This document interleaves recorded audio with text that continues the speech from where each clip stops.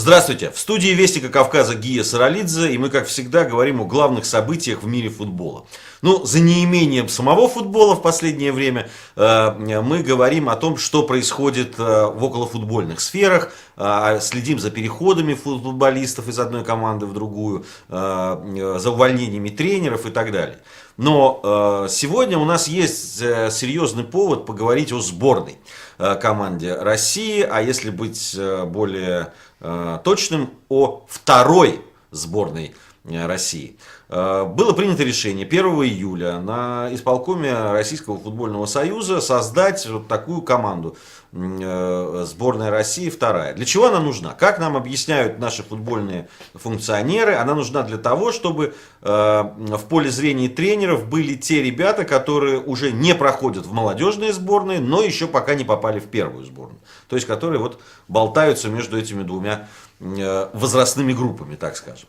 Мне непонятна одна вещь, честно говоря. Ну, если талантливые люди, как, допустим, тот же Дзагоев, да, Алан, они попадают в сборную там, в 17 и в 18 лет. Ну, это, конечно, исключительные случаи.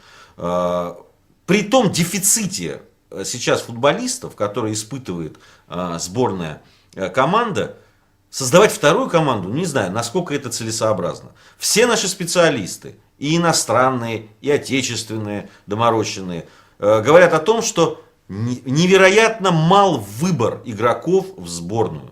Из года в год приглашаются одни и те же люди, потому что приглашать на их место просто некого, говорят нам футбольные специалисты.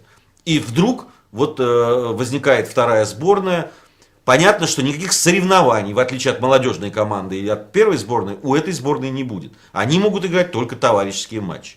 Если честно, по последним товарищеским матчам, которые проводила сборная России, выделить кого-то и сказать, что да, этот парень готов играть в первой сборной, не знаю.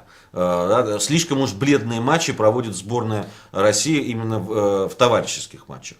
Может быть, конечно, изменится ситуация, когда появится эта вторая команда, и действительно там засверкают новыми гранями какие-то игроки, которые будут потом рекрутироваться в сборную,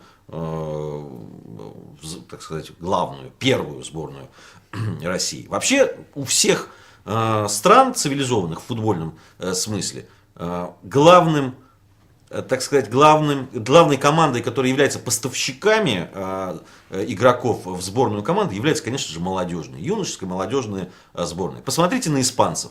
Да? Испанцы уже давно выигрывают все соревнования на всех уровнях, во всех возрастных группах. Они чемпионы мира, чемпионы Европы в разных возрастах. То есть вот выиграно все буквально. И это рано или поздно вот дает такие плоды. Теперь сборная Испании победитель, и первая сборная победитель и европейского чемпионата, и победитель чемпионата мира, и испанский клуб владеет Кубком Лиги Чемпионов УЕФА и так далее. То есть на всех уровнях испанский футбол на первом месте сейчас стоит.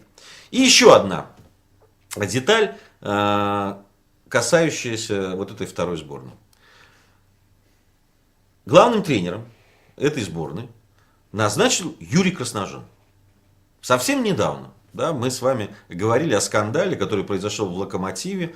Я выступал на стороне Юрия Красножана, не буду скрывать этого. Я считаю, что факт какого-то сговора там, или какой-то договорного характера игры между Анжи и Локомотивом доказан не был. В любом случае, даже если там что-то было, Юрий Красножан там точно был ни при чем. Он совсем недавно пришел в команду, и не производит он впечатление человека, который будет, вот когда у него так карьера пошла в рост, разменивать это на сомнительные какие-то там закулисные игры. Если уж было все решено, видимо, было до Юрия Красножана все решено, и он тут точно ни при чем.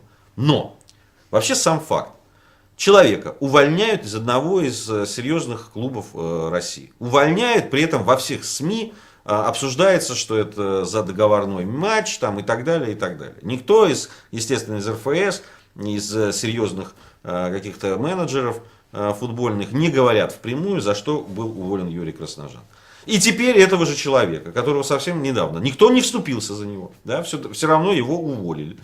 с не очень приятными формулировками. И теперь этого человека берут тренировать сборную России, пускай и вторую. Я что-то не понимаю в нашем футболе.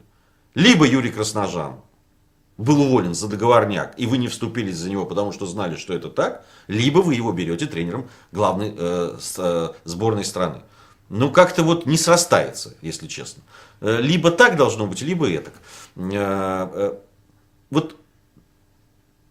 А все почему? Потому что все равно последнего слова в этом деле никто не сказал. Сказали А, не сказали Б.